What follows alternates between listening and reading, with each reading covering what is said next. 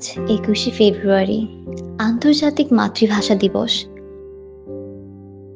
১৯৫২ সালের এই দিনে আমাদের প্রিয় ভাষার জন্য জীবন দিয়েছিলেন আমাদের ভাষা শহীদেরা।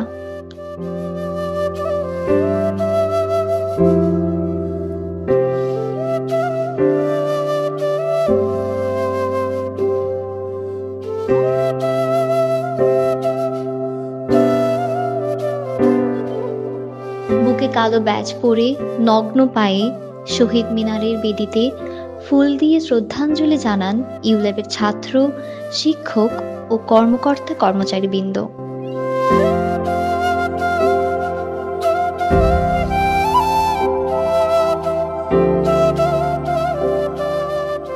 ভাষা শহীদদের প্রতি আমাদের অম্লান শ্রদ্ধা।